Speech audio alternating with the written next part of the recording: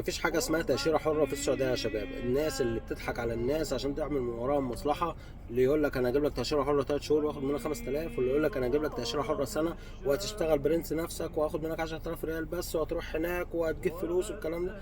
كده انت مخالف لقوانين الدولة. مفيش الكلام ده هنا في السعودية، لازم تكون على كفالة حد. دي حاجة. الحاجة التانية، قبل ما تطلع من مصر طالما رايح السعودية، خلي حد يشوف لك شغل افضل، لان انت هتقعد شهر، هتقعد اتنين، هتقعد 5 شهور من غير شغل، انت على حسب رزقك طبعا.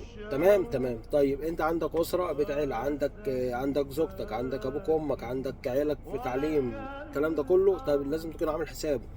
نصيحه ليك، ما تطلعش غير على شغل ويكون شغل رسمي وعقد موثق. دي نصيحه لوجه الله، لا انت تعرفني ولا انا اعرفك، لا انت هتيجي هنا تاخد من رزقي ولا انا هاخد من رزقك. ده بالعكس، دي حاجه لوجه الله عشان ما حدش يضحك عليك وانت في مصر ويقول لك انا اطلعك وهتشتغل وتعمل ويعمل لك من البحر طحينه وفي الاخر هتتغفل. دي نصيحه لوجه الله، اللي يعمل بيها على عيننا وراسنا. ربنا يكرمكم جميعا ويوفقكم ان شاء الله.